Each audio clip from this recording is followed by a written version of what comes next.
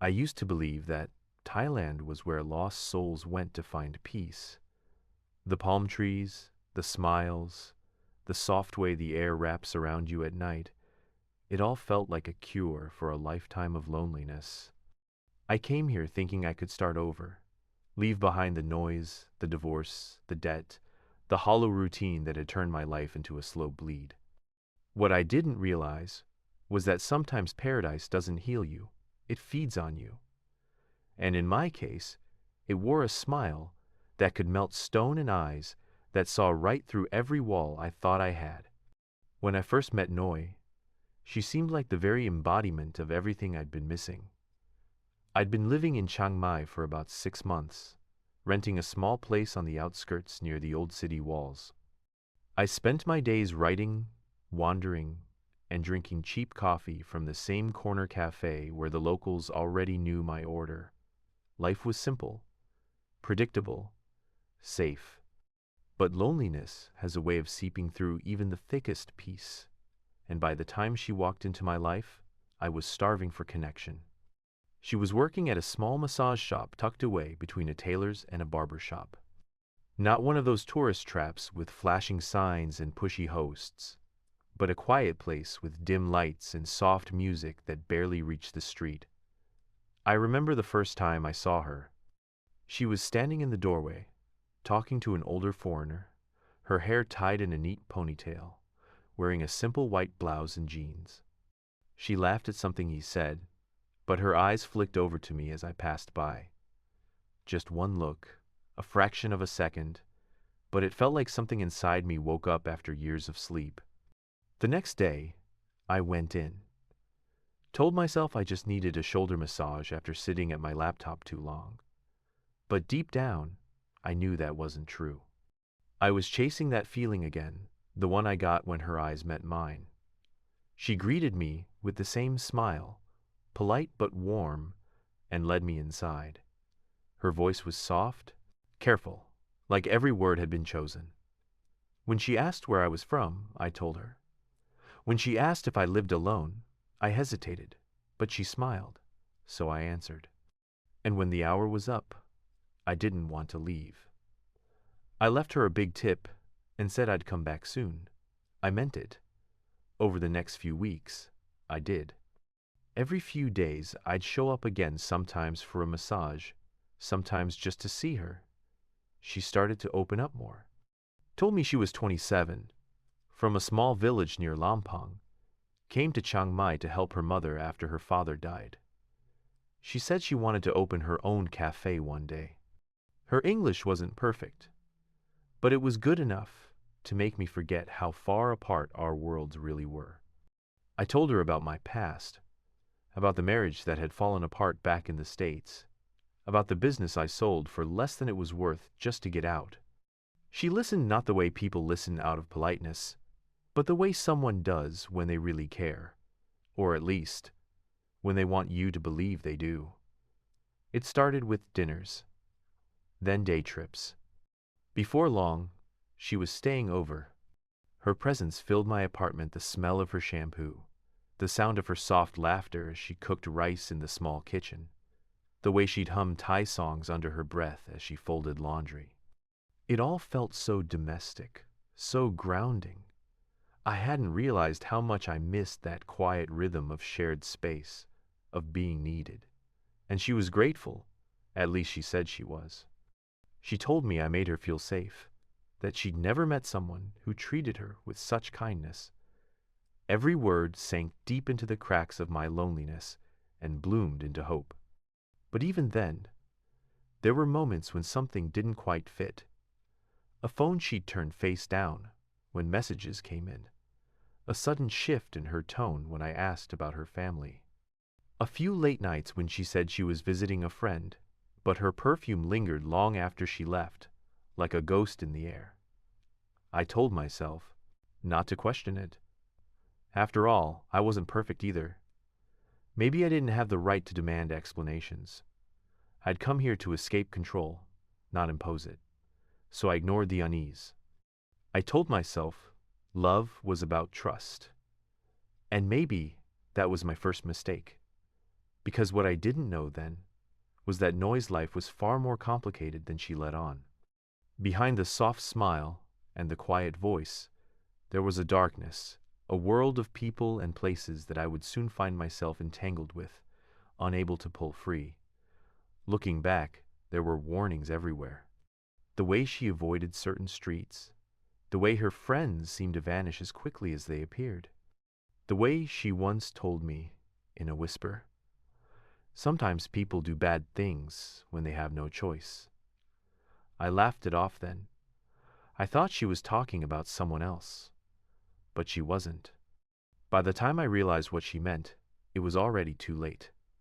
I had already stepped into her world without knowing it. A world that smiled at me in daylight, but hid something poisonous underneath.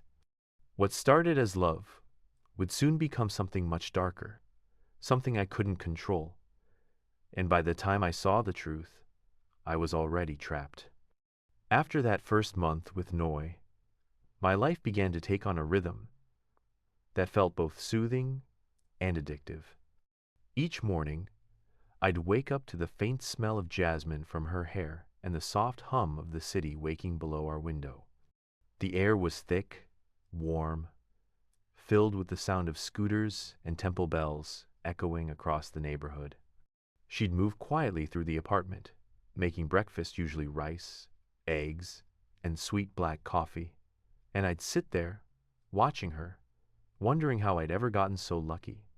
It felt like I'd finally found what I came to Thailand for: peace, connection, and something that felt like belonging. At first, Noi was shy about accepting anything from me. She'd insist on paying for meals, even though her salary from the massage shop barely covered rent on her shared apartment. But as we spent more time together, that line began to blur. I started picking up the bills without her asking. A dress here, a dinner there, a phone upgrade so we could talk more easily when I was traveling. It all seemed harmless, small gestures that felt natural when you cared about someone. And the way she looked at me when I did, it made every expense feel like a privilege. We started taking weekend trips together. Chiang Rai, Pai, even down to Phuket once when she said she wanted to see the ocean. Those trips were the closest I'd ever come to feeling young again. We'd ride a motorbike through winding mountain roads, her arms wrapped around my waist, her laughter swallowed by the wind. At night, we'd sit by the beach, sharing beers, talking about the future, her dream cafe, my plans to maybe buy a small piece of land up north.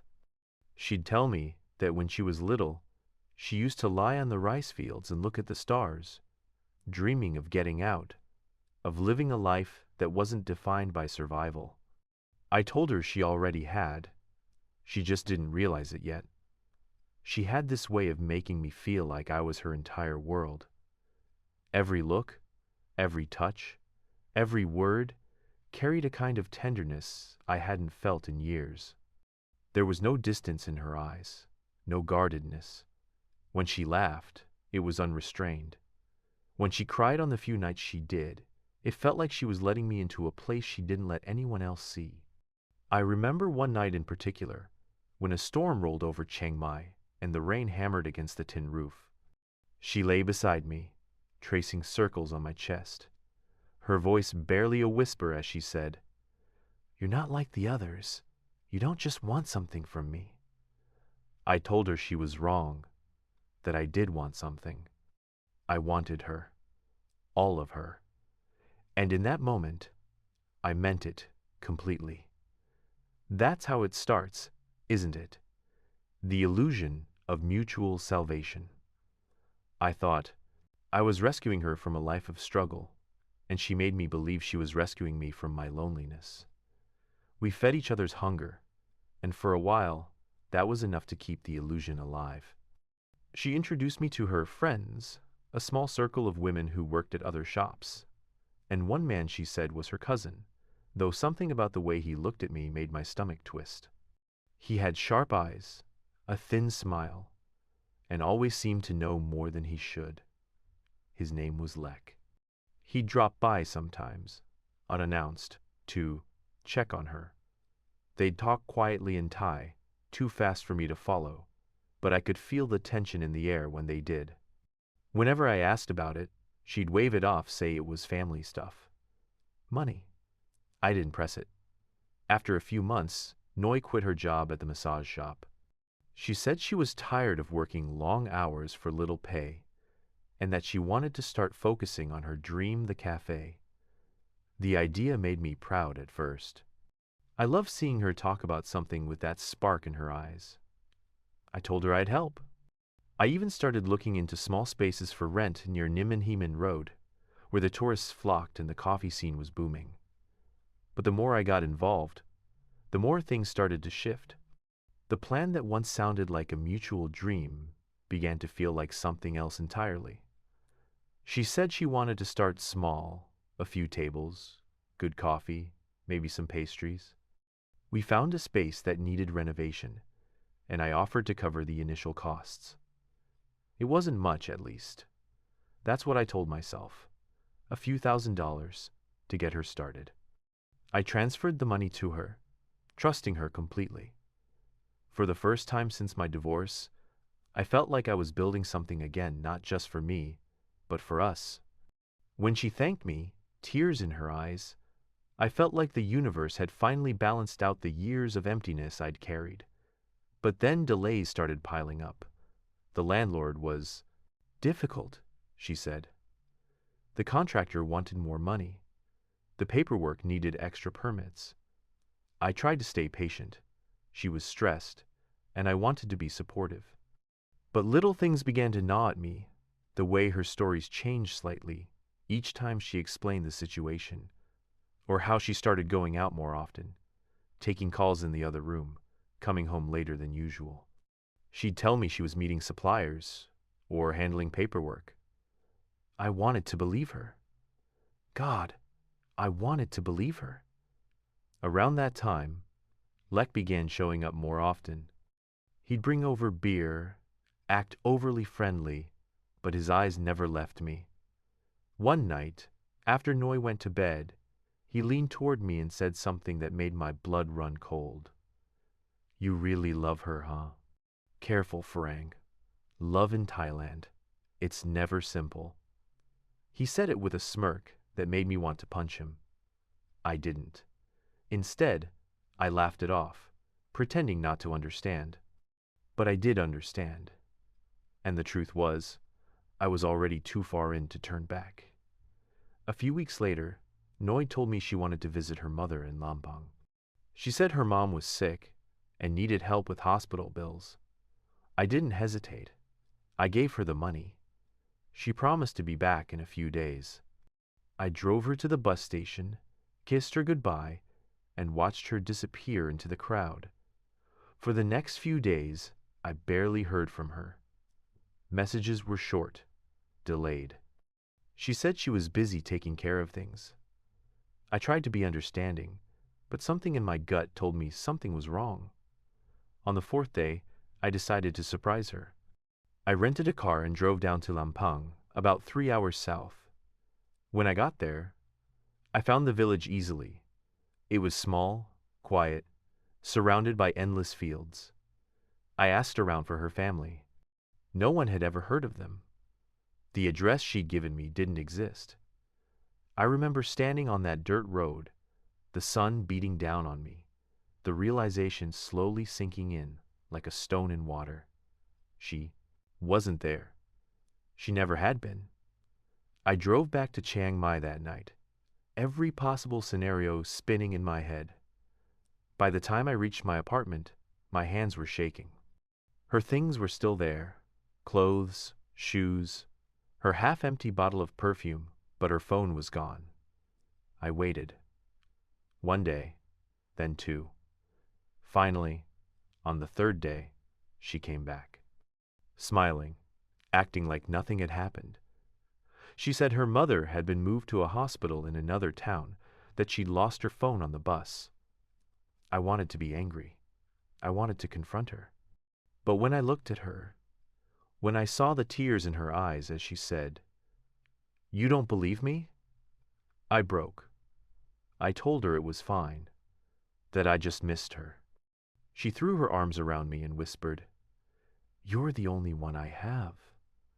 That night, I held her tighter than ever, but something in me had already shifted. Trust, once cracked, never fits back together the same way. I began noticing things I'd ignored before. The way she'd flinch when I mentioned money. The small tattoo on her wrist that I'd never seen before. An intricate symbol that she said was just for luck. The phone calls that came in after midnight. Her voice hushed as she stepped out onto the balcony. The darkness around her was no longer hidden.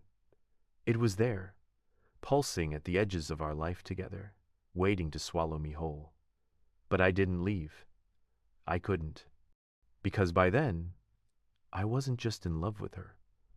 I was addicted to her. The way she looked at me, the way she made me feel like I mattered again. Every part of me clung to the version of her I'd fallen for, even as the evidence piled up that she wasn't that person anymore, or maybe never was. I told myself she was just struggling, that she was under pressure, that love meant patience. I didn't realize I was feeding the very trap I'd eventually fall into. And when the darkness finally showed itself, when the truth began to unravel, it wouldn't come quietly. It would come in the form of a phone call, late one night, a trembling voice, and a debt that didn't belong to me, but would soon consume everything I had left. The call came just after midnight. I remember because I was half asleep, the fan spinning lazily above me, the city outside swallowed in that humid silence that comes right before dawn. Noi's phone started buzzing on the nightstand. She didn't move at first, just groaned softly and turned away. The buzzing didn't stop. I looked over and saw the name flashing on the screen, Lek. I hesitated. Every instinct told me to ignore it, but curiosity, or maybe fear, got the better of me. I nudged her awake. She opened her eyes, saw the screen, and her entire expression changed. The softness vanished.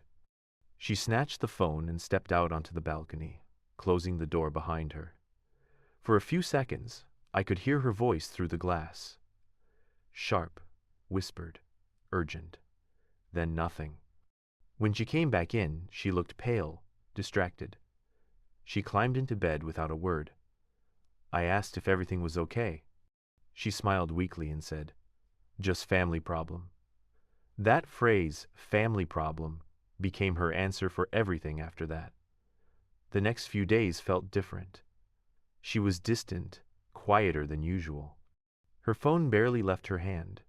I told myself not to pry. I wanted to be understanding, but the unease inside me was growing. One night, while she was in the shower, I noticed a small envelope sticking out from her purse. I didn't mean to look, but once you start doubting, trust dissolves like sugar in hot water. I pulled it out. Inside were two photographs, one of Noi with Lek and another man I didn't recognize. He was older, wearing a gold chain, his arm draped around her shoulders. They were in some kind of club or bar. The second photo showed her sitting next to him at a table covered in drinks, smiling in a way that didn't look forced. There was also a slip of paper folded behind the photos, a number scrawled in Thai script, and a figure written below it. 250,000 Thai baht. I didn't need Google Translate to understand what it meant. Money. A debt. When she came out of the shower, I slipped the envelope back and pretended to be asleep. But my mind was racing. Who was that man? Why did she owe him money? Was Lek involved? Every time I tried to piece it together, it felt like trying to catch smoke. A few days later, the pieces began to fall into place, just not in the way I expected. I was working at my laptop one afternoon when someone knocked on the door. It was Lek. He was alone this time, but his usual smugness was gone. He looked tired, agitated. I let him in, mostly out of shock. He didn't waste time on small talk. He sat down, cracked open a beer from my fridge, and said, "Noi in trouble." I asked him what he meant. He hesitated, then leaned forward. She owe money. Bad people. Not joke. I felt my stomach drop. How much? He looked at me, gauging my reaction. 250,000 baht. Maybe more now.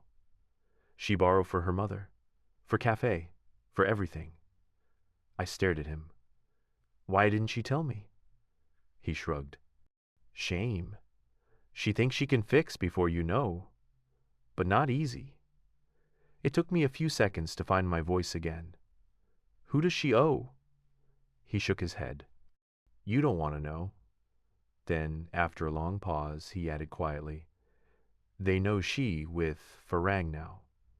They think you can pay. That last sentence hit like a sledgehammer.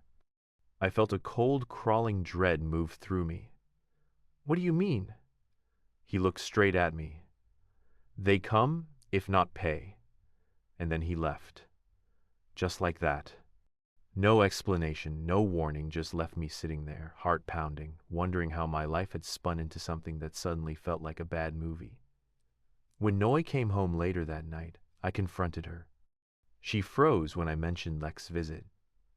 I could see the panic flicker across her face. For a long moment, she said nothing. Then she broke down. Tears streamed down her cheeks as she confessed that yes, she had borrowed money from a man she used to date. She said it started small, just a loan to help her mother, but it grew out of control. He charged interest. He threatened her. She said she tried to keep me out of it because she didn't want me to get hurt. I wanted to believe her. God, I wanted to. She looked so broken, so terrified. I held her while she cried and told her we'd fix it together. I said we'd figure out a way to pay it off, to get her clear. I didn't even think about the consequences. I was driven purely by emotion, by the same need to protect her that had blinded me from the beginning. A week later, I wired the money. At first, everything seemed fine again. The tension faded. Noi smiled more, cooked again, sang in the mornings. It felt like we had survived something together.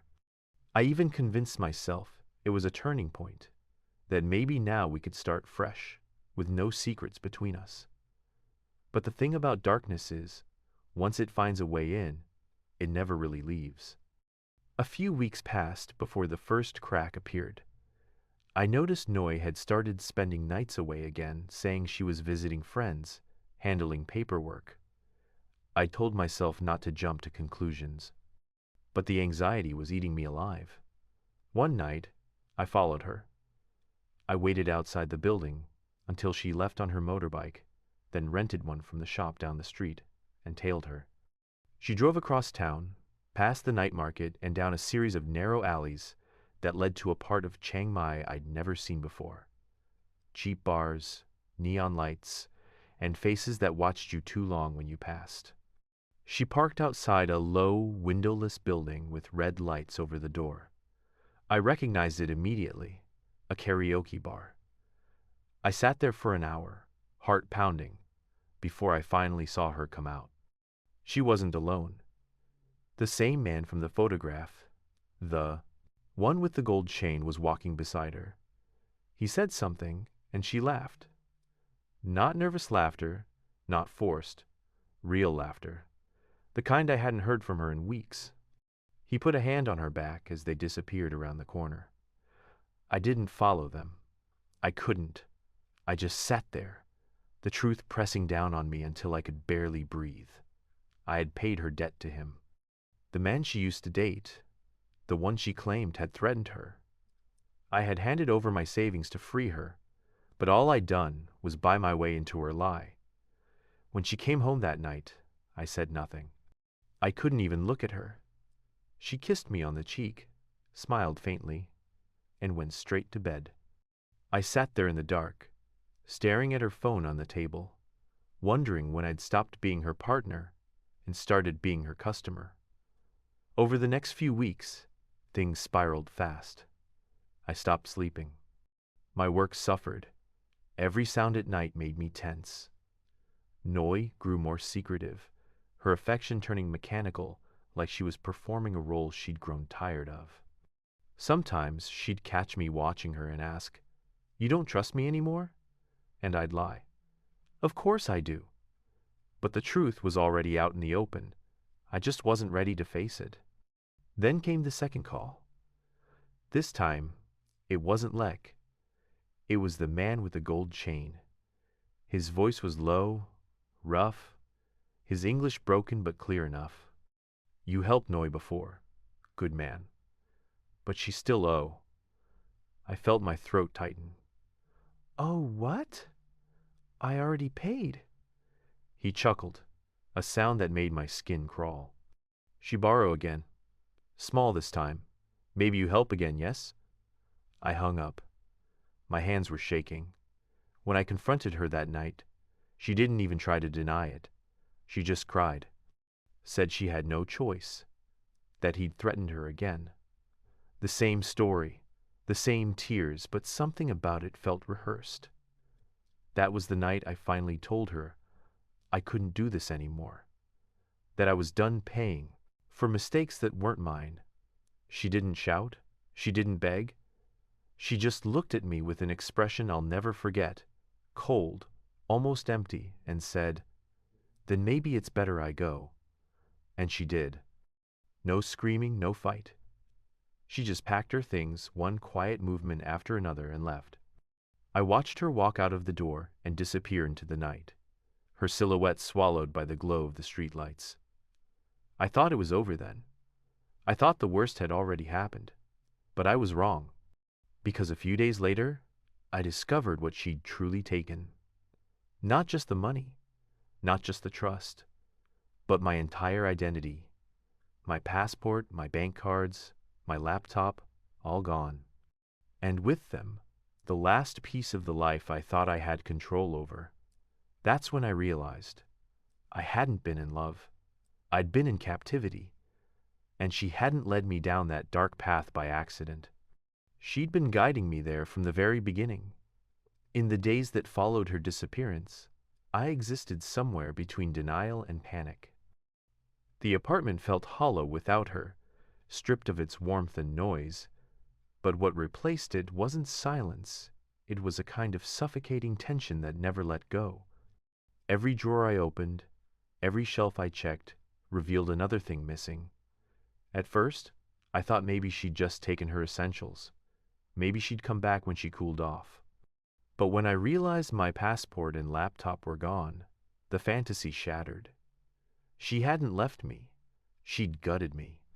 I remember sitting on the edge of the bed, staring at the small wooden Buddha on the dresser, the only thing she hadn't touched, and thinking how cruel it was that she'd left behind a symbol of peace in the middle of all that chaos. I went to the police the next morning, clutching a crumpled copy of her ID that I'd once kept for paperwork. The officer behind the desk listened politely, then shrugged in that detached way you learn to expect from local bureaucracy. "Maybe she come back," he said. "You couple, yes? Maybe fight?" I told him it wasn't just a fight, that she'd taken documents, money, electronics, everything. He nodded, wrote something down, and told me to come back in a few days. I left the station feeling smaller than I'd ever felt in my life. The city around me looked the same. The street vendors still frying noodles, the monks still walking barefoot through morning mist, but I felt like I'd been exiled from the world I'd once loved. That first night alone was unbearable. I kept replaying everything in my head, every laugh, every "I love you," every tear she'd shed. It all felt poison now. I wondered how much of it had been real, if any of it was. Had she ever loved me, or had I just been another mark in her long con? I tried to convince myself that maybe she'd been desperate, that she hadn't meant to go this far. But deep down, I knew better. I'd seen the way she could shift her tone, the way she could become exactly what someone needed her to be. I thought I'd been seeing the real her, but now I realized there had never been a real her, just versions of herself tailored to the people she needed. A few days later, I started getting messages from an unknown number. The first one was short. "You talk police. Not good." The second came a day later. "Better forget Noi. Not your problem now." The tone was casual, almost friendly, but the meaning wasn't. I tried to ignore them, but they kept coming: warnings, veiled threats, reminders that I was alone here. Then one morning, I found a note slipped under my door. A piece of paper folded twice, the handwriting in thick black marker. "Farang. Stop. Leave Thailand if smart." No signature. No explanation. Just that. I went back to the police, showed them the note and the messages. They asked if I had enemies. I almost laughed. Enemies? I barely had friends. They said they'd make a report, but their faces told me all I needed to know: nothing would come of it. In Thailand, foreign men fall for local women and get burned all the time. It's just another sad story, another cautionary tale told over beers by retirees who think they know better. I was just another statistic now. Sleep became impossible. Every sound in the hallway made me jump. Every knock on the door sent my heart racing. I started drinking again, something I hadn't done heavily since my divorce. It dulled the fear, but it also dulled the last bits of reason I had left. I'd sit by the window at night, staring at the street, half expecting to see her walk by, half terrified that I actually would. Sometimes, I thought I did see her, just a silhouette, a flash of long hair disappearing around a corner, but it was always just some stranger passing through the shadows. One night, maybe 2 weeks after she left, I got a call from Lek. I hadn't heard from him since the night he warned me about the debt. His voice was low, urgent. "You still in Chiang Mai?" he asked. I said yes. "You should go," he said quickly. "Noi in Bangkok now. She not coming back. But people still angry. They think you help her." I asked what he meant, but he hung up before I could finish. I tried calling back, no answer. The number went dead after that. The next morning, I packed what little I had left and moved to a cheap guest house near the outskirts of town. I paid cash, didn't give my full name. I told myself it was just until things blew over. But even there, I couldn't shake the feeling that I was being watched. I'd catch glimpses of the same motorbike parked across the street at odd hours, or the same man loitering near the corner shop. Maybe it was paranoia, maybe not. In a place like that, you could never be sure. A week later, my bank sent me an alert: large withdrawals from an ATM in Bangkok. I froze. I hadn't used that card in days. I called the bank, and they confirmed the transactions were made with my card, the same one that had disappeared with her. The withdrawals maxed out my account. Whatever savings I had left were gone. The reality hit me like a physical blow. She hadn't just taken what I had in Thailand. She'd reached across the system and drained what little I had back home too. Every safety net I thought I had was gone. It was around that time that I started seeing Noi again, but not in person. Friends, acquaintances, even strangers began sending me links to social media accounts. Photos of her in Bangkok, dressed differently now, hair dyed a lighter shade, sitting in restaurants, posing with people I didn't recognize. In some of the photos, she looked happy. In others, she looked empty. The man with the gold chain appeared in a few of them too, always close by, always smiling, that same cold smile I remembered from the karaoke bar. In one photo, she was wearing the same necklace I'd bought her months before, a small silver pendant shaped like a leaf. That detail hit harder than I cared to admit.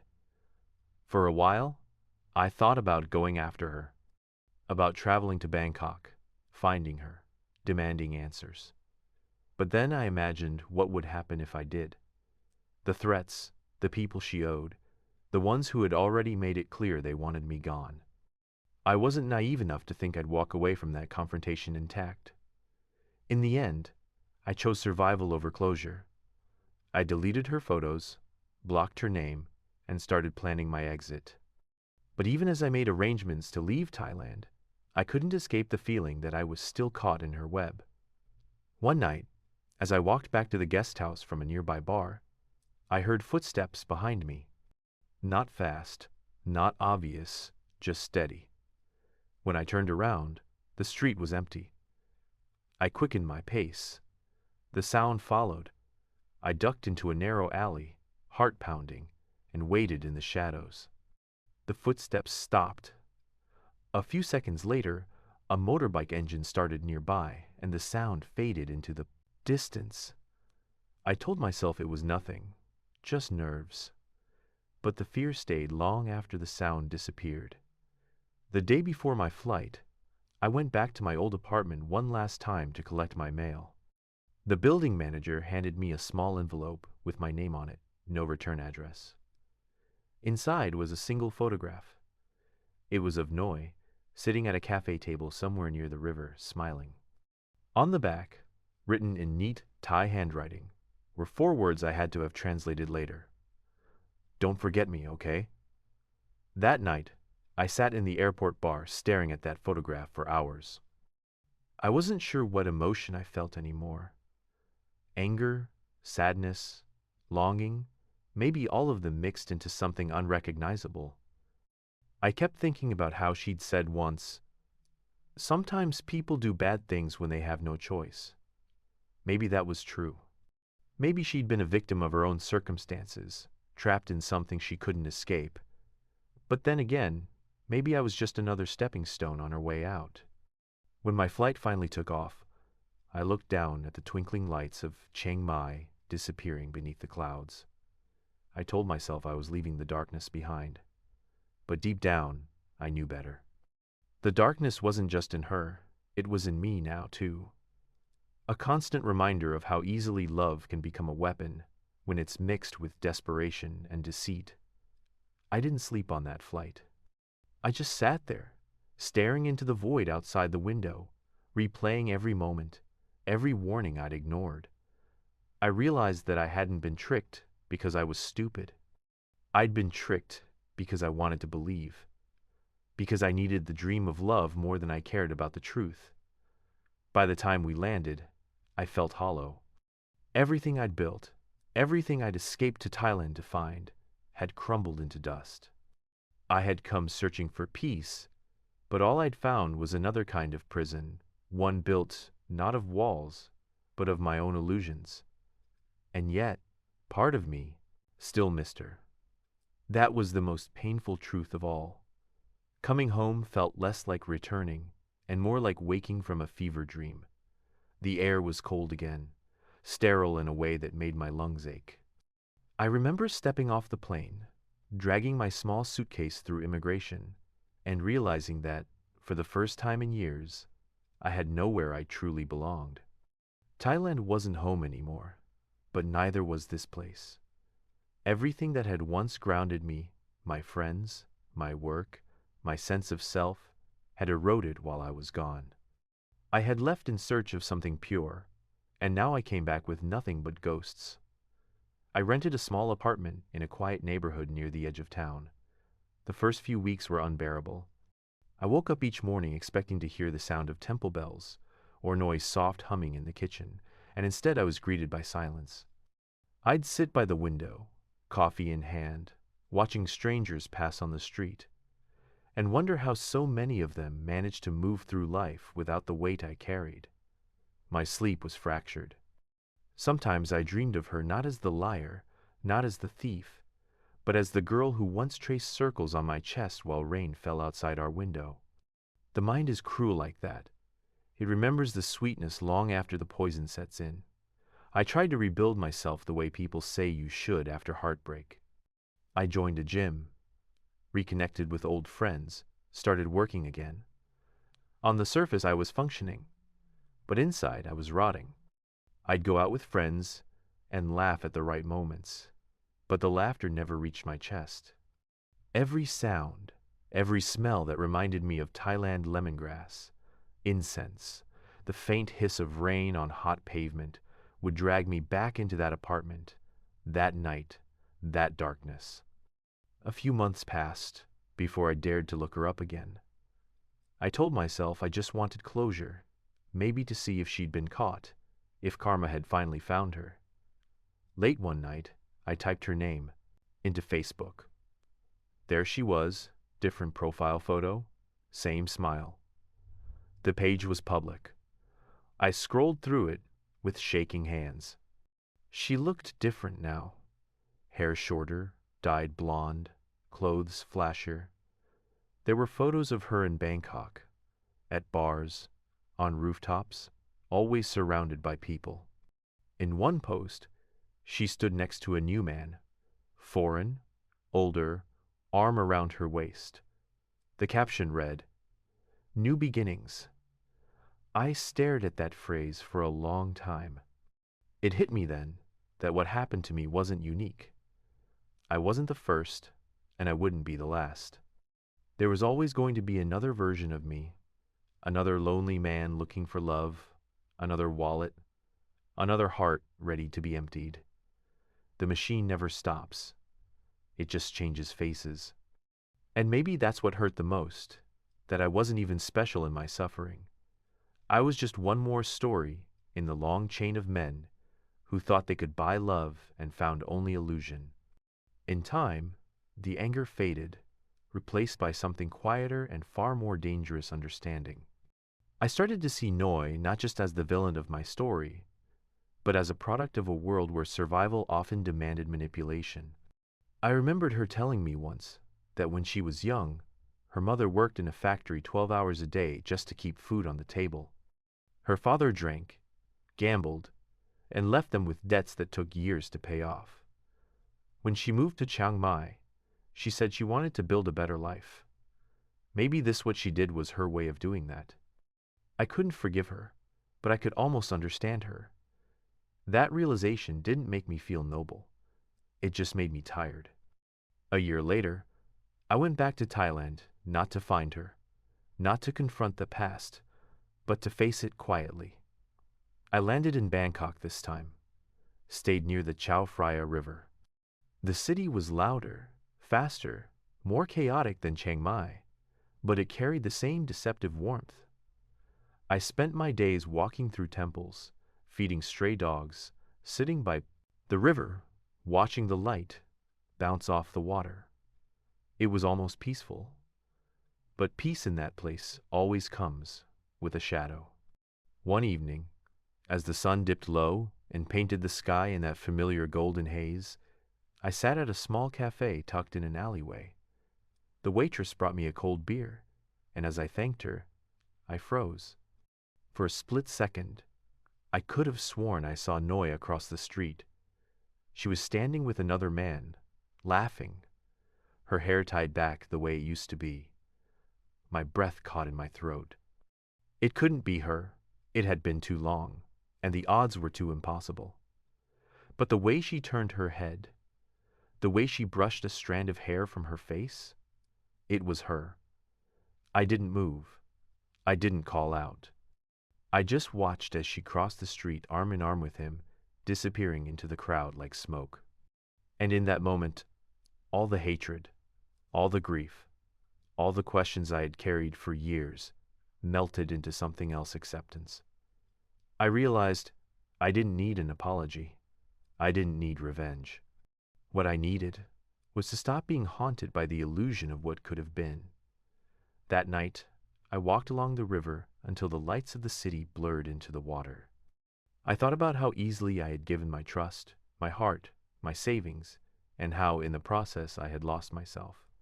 But maybe that's the true lesson of paradise. It doesn't just take from you.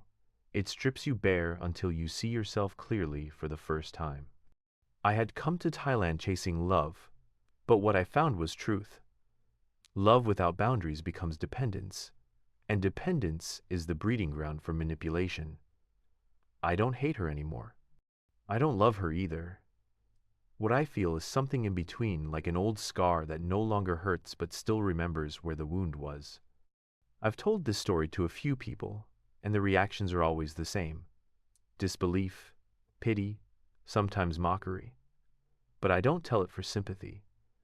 I tell it because there are men out there, right now, sitting in bars across Southeast Asia, thinking they found their second chance. Men who think they're too smart to be fooled, too experienced to fall for the same trap. I used to be one of them. If you're listening to this, maybe you are too. Maybe you think your story is different, that your girl is honest, that your love is real, that what happened to the rest of us could never happen to you. And maybe you're right. But remember this: the line between love and illusion is thinner than you think, and once you cross it, you don't even realize it until it's too late. I've learned that paradise is a mirror. It reflects whatever you bring into it. I brought loneliness, longing, and naive hope. It gave me all three back, magnified 100 times. The beaches, the smiles, the sunsets, they're real. But so are the shadows behind them. And if you're not careful, those shadows will swallow you whole before you even realize you're standing in the dark. I still think about Noi sometimes. Not with bitterness, not with longing, but with a kind of detached curiosity. I wonder where she is now, if she ever got that cafe, if she still tells the same stories to someone new. Maybe she found real love. Maybe she's still running her old games. Either way, she's a chapter in a book I'll never open again. In the end, I came to Thailand to escape my past, but I left with a deeper understanding of it. You can't run from yourself, no matter how far you go. The problems you flee will always find new faces, new names, new disguises. I thought I was running from loneliness, but loneliness was the compass that guided every decision I made. And in trying to escape it, I handed my life to someone who knew exactly how to use it against me. Now, when people ask me about Thailand, I smile and say it's a beautiful place. Because it is. But beauty and danger often live in the same skin. I tell them, it's a place where you can lose everything and still think you've found paradise. Because that's the truth. It's not the country that traps you, it's the dream. And me? I survived. Barely.